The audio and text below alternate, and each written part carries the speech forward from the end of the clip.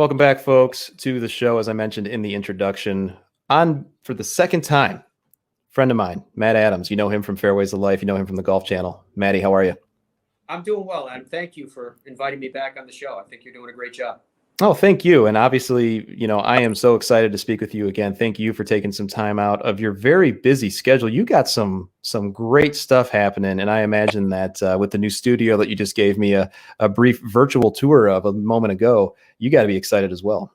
Yeah. I mean, things are changing so fast in what we do that it's opening up opportunities for people that create content to find their own pathways. I mean, when I first started on the broadcast side, and I'm not a professional broadcaster, that's not where my training is. I went to school for business and accounting, and going from the equipment side to going from the green grass side to somehow slowly I started to write and do the books and do the broadcasting.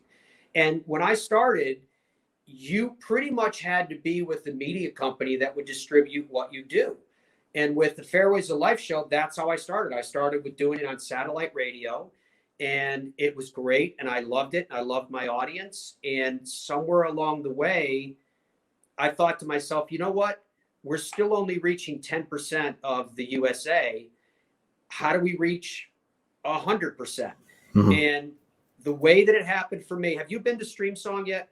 I have not, no. Okay. Well, it's a bucket list place. It's brilliant, right? It's about, from me, I'm on the west side of Orlando, about an hour and 15 minutes away. And I was down there during this summer, and it's a walking facility normally, but the summer, because it's so hot, they let you use the carts. And I was sitting in the cart waiting for my buddy to show up, and there was this old timer, and he was filling ice in the back of the bucket, stubby, cigar in his mouth.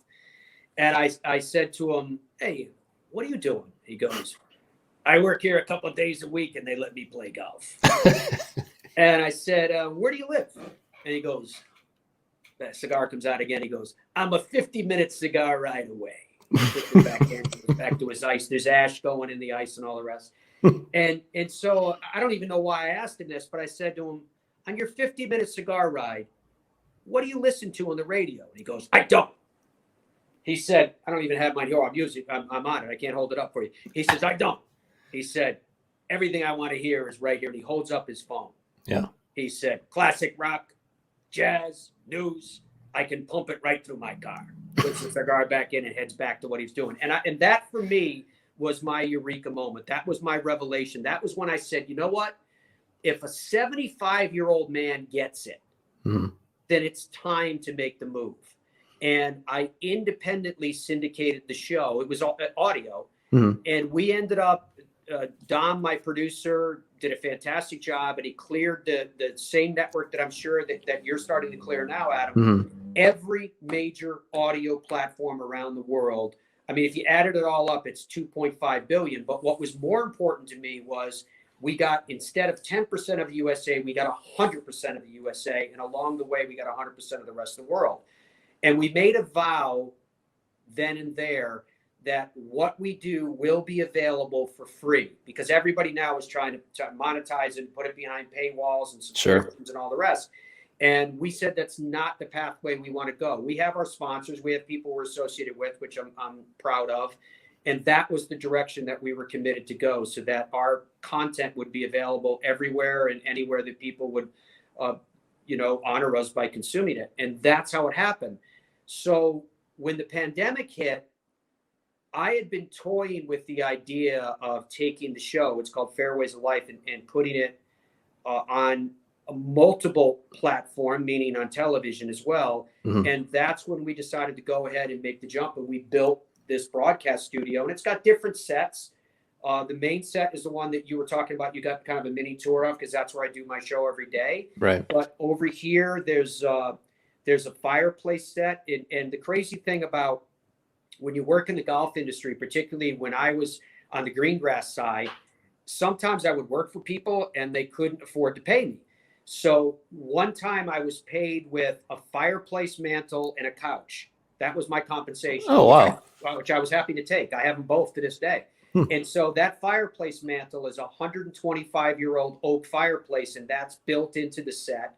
And then we built another part of the set that looks like a a workshop or a barn. Mhm. And those two other areas of the set are where I do my Golf Channel hits from, because I still live in Orlando. I didn't move to Stanford with the company. So if you see me in front of an antique fireplace, that's that set. And if you see me talking about equipment in what looks like a workshop or a barn, that's the other set that we have in here. So we kind of multi-functioned it, and we can move everything around so that it Nice. works. It just, again, the bottom line is that the technology exists today that you are not beholden to. You are not chained to the distribution of major media companies, and every one of them will absolutely despise me for revealing this reality.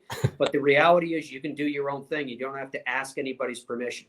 That's so important. And listeners, Matt has graciously offered a lot of advice to me over the years. And, I like to say it's because we have Chicago ties. That's what it's made sense in my mind. But, and you certainly know, sir, that I greatly appreciate any advice you provide. But you just touched on a few things there that I thought was interesting. So there's a lot of changes that happen, not only in golf as an industry, but also media. You had to basically recreate multiple sets where you are now. Your producer is in Raleigh, a different state. Yeah. And basically everyone else is at home. And you had this moment talking to the 75-year-old, 73-year-old, saying, look, I could still reach all these people. So all of that to say, though, what has been the biggest challenge aside from distance that you've faced in all these changes kind of thrown at us at once? I think the thing that's hard when you're setting out on a path, when you have a dream, when you have something that you want to do, the way that the industry is structured is that the people that own the distribution, and when you own the distribution, you own the inventory, which is commercial time, et cetera. And that's where the money is. Mm-hmm. And so these companies are very astute, and they're run by very smart people. And as a result, what they offer you is a taste of your dream. And it's a significant portion where they say, look, if you're good enough, we're going to give you an opportunity to do what you long to do, which is to, in our case, share stories and a passion about golf. It could be for someone else, maybe cooking or travel or fashion or some other sport, NFL, whatever it is. And these companies look at it and go, okay, that person's got the ability to think on their feet. They have the knowledge, they have the background, they can do this. They're entertaining in how they do it, perhaps. And so we're going to give them the opportunity. What they don't give you is the security of ownership in what you're doing. And that undercurrent of insecurity that runs through the industry is how they keep you on a short leash. And so deciding to break away from that and do it on my own was pretty much the hardest decision I think that I've ever made, because it's inherent with massive risk. But for me, Adam, what I thought was, if I had failed, I could always go back into where my expertise was, which was running golf courses. Mm-hmm. I could always get a job doing that again. And for me, I never felt like I was above cleaning the golf carts, plugging them in the charge overnight, grabbing clubs out of somebody's trunk to make sure that they were ready to go. If you have an attitude that if one job isn't enough, then get 2 or 3 or 4 or 5 to make ends meet, then I wasn't worried about the consequences of if I was wrong and I fell flat on my face on the media side. What was interesting, though, is that at the time that I made the move, now we're going back a few years, I know, but at the time that I made the move, technology, and that's where you're referencing the 75-year-old man, technology was catching up with a level of understanding. If you look at, say, what Joe Rogan is doing right now with Spotify and how big that is, when he started that, it was just a little offshoot thing, but more and more people caught on to it. And so that's what happened with us. And on the TV side, we've only been doing it in earnest for a few months now, but it's growing so fast. And again, what are some of the elements that keep you on, as I mentioned, the short leash? One of them is, can you afford to live? Can you afford to pay for all of this? And for us, we're sold out. I mean, we don't have any more space for sponsors, which tells you that I don't think it's got necessarily anything to do with me or with Dom. I hope it does. Maybe it does, but I think it's got a lot more to do with the fact that we're utilizing a medium now, which is digital content, that people want to consume content on. It absolutely is the future. When we started it, I can remember the smirks, I can remember the chuckles, I can remember the comments that people used to make. In fact, the phrase they used to use was, "Oh, it's digital."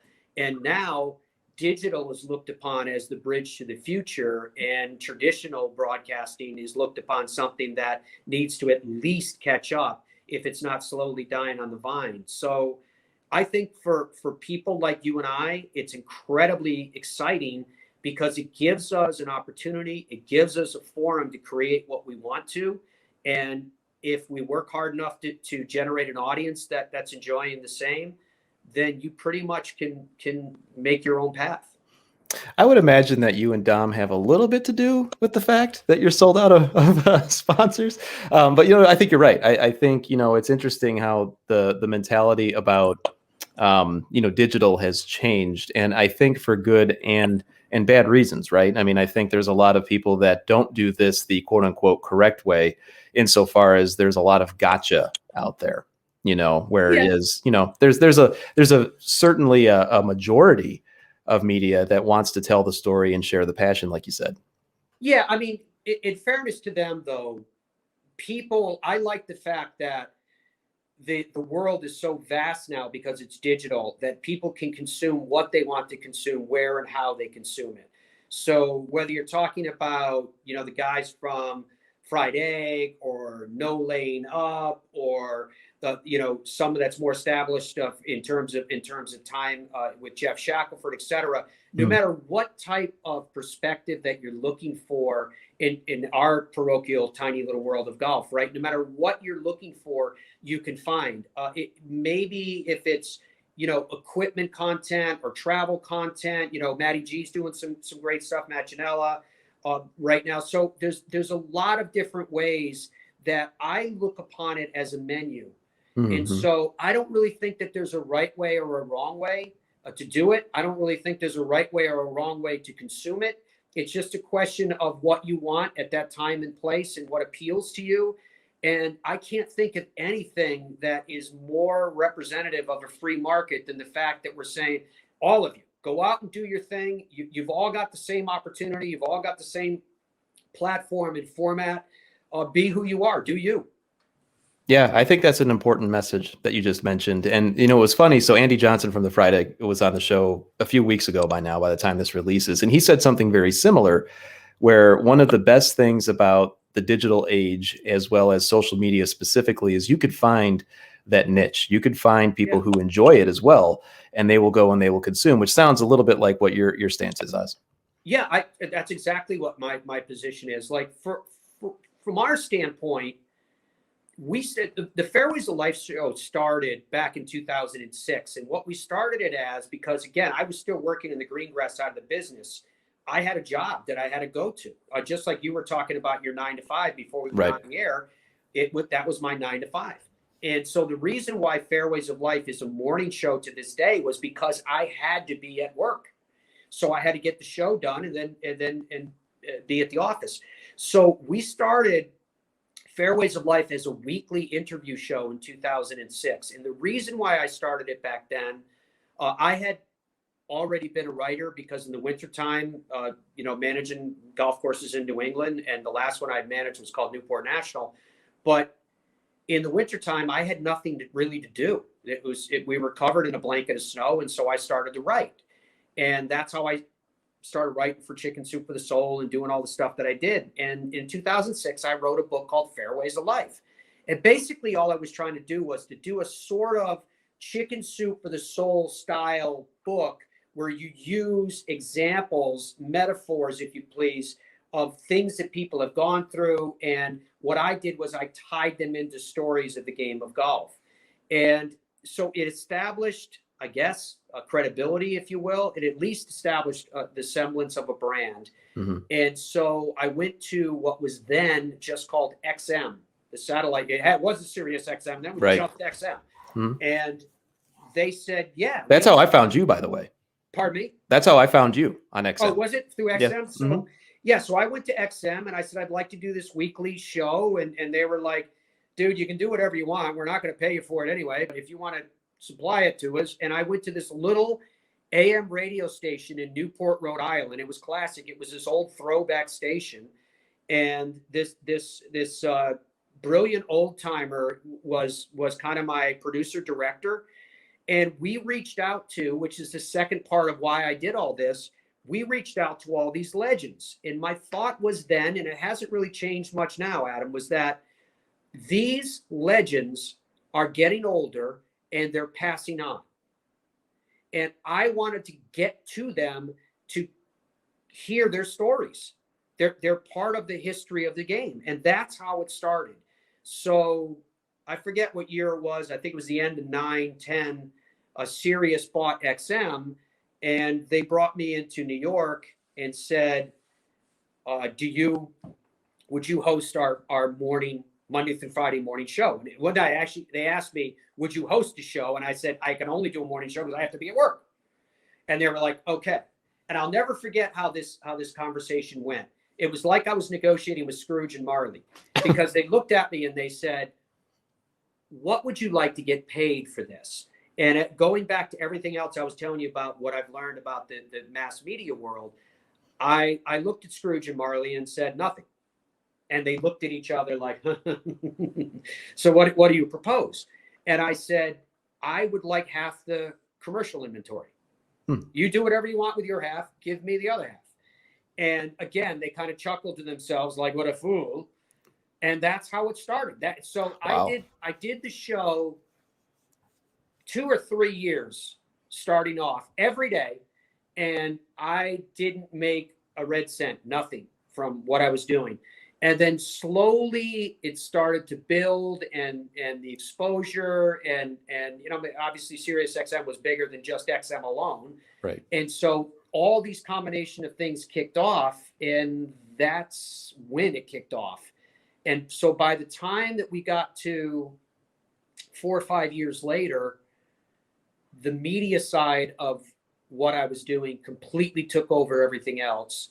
And, the big media companies started to call, NBC and Golf Channel called, and they knew that I had started. You talked about your and my Chicago connection. That was because I used to work for Northwestern Golf up there and lived in Elmhurst. And that was when the first half of my career on the equipment side of the business. So they knew that I had that background and I could speak to equipment technology, and they wanted me to. And I was happy to do it. I love equipment technology. I think it's fascinating. And so that's how it happened. That's kind of the long story of how the long and winding road ended up where it is. It's fascinating, and I just love the parallels that you draw in telling it, because the parallels with not only what you want to do as a passion, but also to do things as a business. And you broke out from the 9 to 5. You do this, and you're super successful at it. And it's interesting too, because as you know, we have a lot of talk on here about equipment as well. We love the equipment side of the game also. And it's funny because you talked about a lot of changes, not only with media, but for yourself personally and professionally.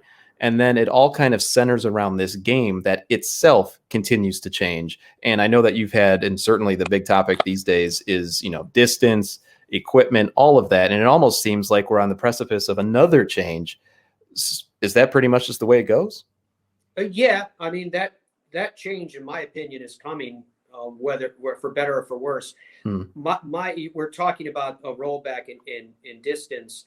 And my perspective on that particular issue is that I don't have a problem with what they're doing on the professional side of the game, that the R&A and the USGA are looking at it. They've told us that they're trying to look out 50 years, 100 years from now and saying, given its current pace and direction, do we need to do something with equipment technology insofar as it impacts distance from the best in the world?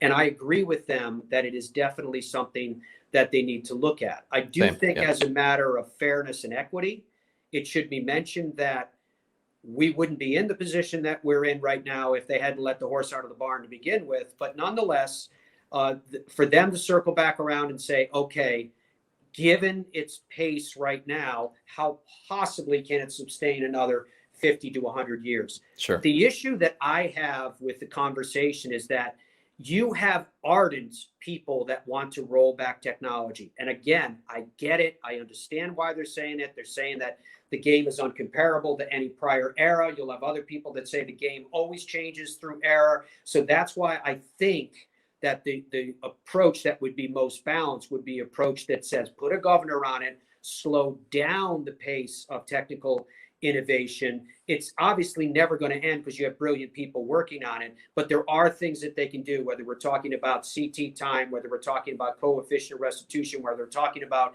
MOI, whether we're talking about length of shafts, whether we're talking about flex, dispersion. There's a lot of different areas that we can go into specifically. They're saying that there's things that you can do that will impact overall performance. Where my concern lies, Adam, is that somewhere lost in this conversation is the idea that the rules of golf are so sacrosanct that one set of rules should govern all people. I am concerned about the impact on this for the average golfer. And when I say that, again, it's a 99.99% percentage. That is the percentage of people that actually pay for the game of golf. Those are the people that allow us, you and me and everyone else, the PGA Tour, the European Tour, all the equipment companies, golf's governing bodies themselves. We would not exist without that 99.99%. They bankroll the entire industry. They are the people that we're all trying to reach. So my concern is that golf's governing bodies said, okay, we're entering a phase right now where we're soliciting the opinions of golf stakeholders. Mm-hmm. And I'm thinking to myself, the only stakeholder that matters are the people that pay to play the game. They're the only ones that matter. All the rest of us are financed by them. Mm-hmm. And the concern that I have therein is if you read through the report, and I'm sure you did, mm-hmm. the average driving distance of the average male amateur is 215 yards. Right. And we're told, well, distance is increasing across the board. Wait a minute. The average driving distance of 215 yards has been essentially the exact same for 20 years. So why are we insisting on impacting that segment of the audience, the largest segment, and the only one that truly ever ultimately matters, with the same restrictions that we would impart on the best in the world, when the best in the world will figure it out? Do what you want with the best in the world. I get it. But for everybody else, it's only hitting at 215 yards. We're going to go to them and say, yeah, the reason we're doing this is so that new courses don't have to be built longer. What? The reason we're doing this is so that it doesn't cost as much to manage the game. Remember, I'm a course operator. Sure. How are my costs reducing by you having someone hitting the ball a shorter distance? Now I have to either move them up a tee at least, probably build a new tee, which means you're costing me an expense to change and modify these golf courses. There's over 16,000 courses in the United States. The courses that are impacted by what the best of the best do, more and more of them are TPC courses. No matter how you slice it, when you come to a PGA Tour event, you're talking about less than 50 events a year. And now you're talking about 16,000 other courses. So there's an imbalance here. And I don't feel as though the imbalance is based upon simply the virtue of saying the game needs to be shorter, because the game doesn't need to be shorter on a segment of the audience, which is 99.99% that are already struggling, distance challenged. So there's a disconnect there that I don't get, that I don't think is healthy. The game is at an absolute boom right now. It's right now, year over year, we had more growth in the game than we have ever had historically. I get the impact is COVID and all the rest. But if you want to keep these people in the game, the way to do it is not to tell them we just made the game harder. It's a game that's really hard for the vast majority. So my hope would be that somehow golf's governing bodies hear that message and they say, okay, we get it. They were talking about a local rule. I understand that. And that's what everyone brings up when I bring this up. But if you listen to all the interviews when they made this announcement, every one of them said, well, everyone's going to be impacted a little bit. What does a little bit mean? Mm-hmm. And when you're talking about golf's stakeholders to hear from, who's hearing from the people that matter? So anyway, I didn't mean to go off on a tangent. You no, that's that That's string. good though, because, I think it's interesting because there's definitely two sides, and listeners to my show know where I pretty much stand on the distance thing. And, I agree, and I'd like your take on it as well, that the pros need to be kept separate in a way from the 99.99%. I totally agree with that. It's interesting you bring up the course management side of it too, because one counter argument has been by various people, one that I may subscribe to actually, is when courses do have to create new tees, when they do have to lengthen, the cost of that does have to go somewhere. And I can just think of, around my area where I live, at least 5 courses have implemented new tees. And I'm not talking TPCs by any means. I mean, you know the area well. I'm talking about courses near me.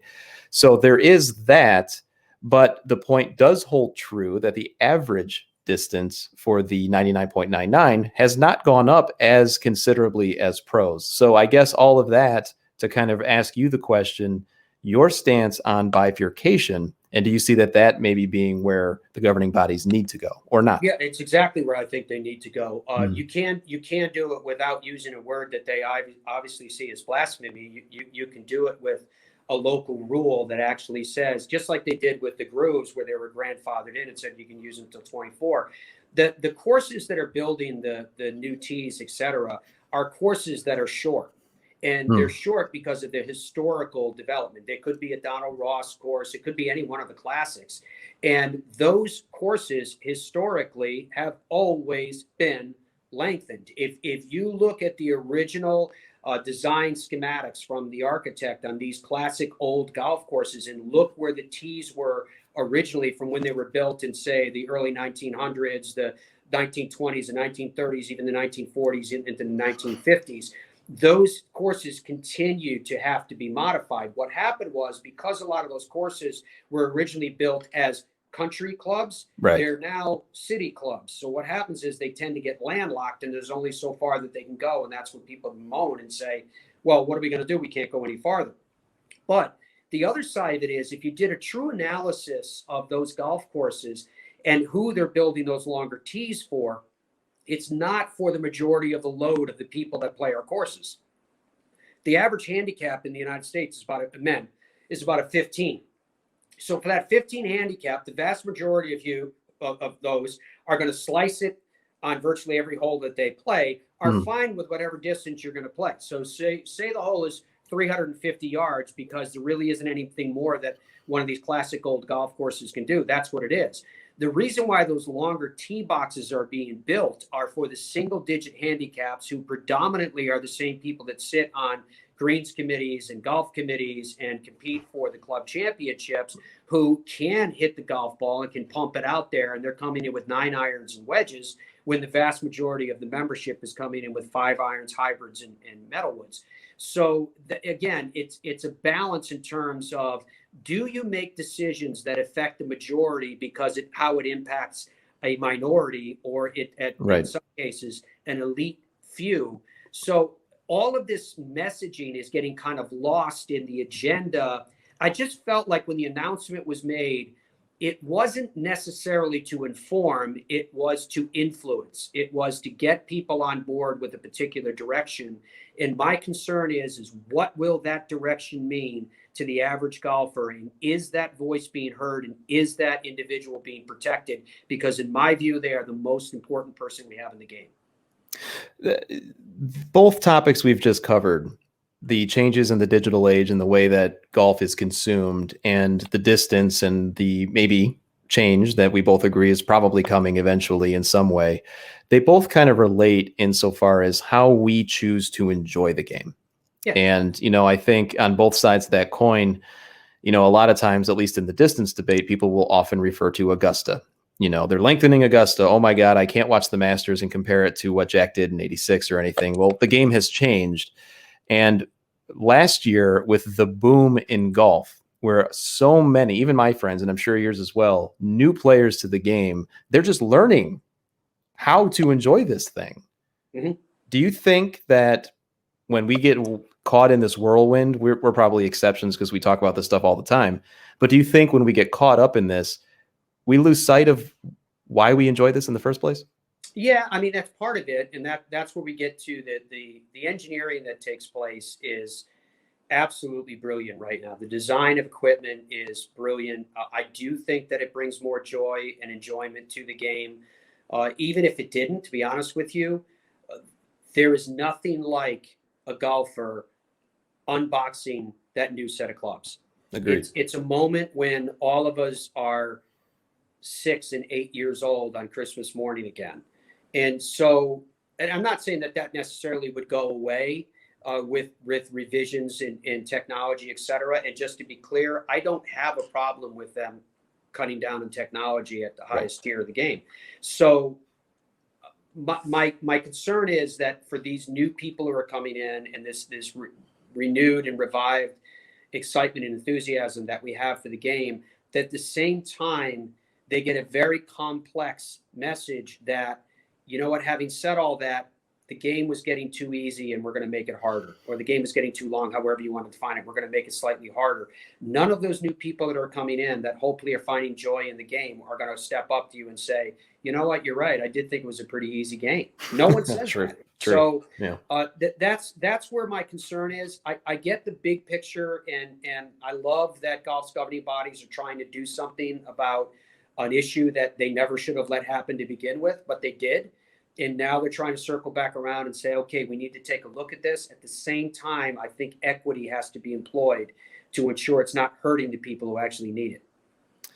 So once again, listeners, we're talking to Matt Adams, Fairways of Life Golf Channel. And Matt, one last question for you. And thanks again for hopping on. And I hope we do it again soon. Because so many new golfers started last year, often we think, if I had to tell my younger self one piece of advice about how to enjoy this game, what would I tell them? We almost kind of have that opportunity now because so many new people are starting. What would you tell a new golfer? I think the big thing is in my career, I really didn't get a chance to play very much. My job was to get everybody else on the golf course and ensure that they had the time of their lives. That was just what my job was. And I loved it. I don't have any regrets in terms of having done that. But I think the biggest thing that I get a kick out of, it amuses me, is that when I'm on a golf course and someone is, I'm not sure how to phrase this politically correctly, but they're not very good, and they get so mad that they're throwing clubs and all the rest and turning the sky blue. And I guess my advice would be not to take it so seriously, because one, you're honestly, and again, I'm not trying to be harsh with this, but you're not good enough to be that upset about what you just didn't do. But on top of that, you're out here for that one time when you do connect, when it goes from ball to club to shaft to hands to arms to heart, and when that happens, that's the shot that keeps you coming back. No one is leaving the golf course that day and going, geez, I couldn't believe how Jim played today. I expected him to be under par, and he shot a 92. What people remember is, what joy did you find the experience that you had, and the company that you had, and being outside and being in the sunshine, all the virtues that have carried the game to its current extraordinary and record heights. Those are the things that I hope people embrace. Once again, folks, that's Matt Adams. Friends on YouTube, you know him. Be sure to listen to Fairways of Life. Matt, thanks so much for coming on. Absolutely a delight. Thank you.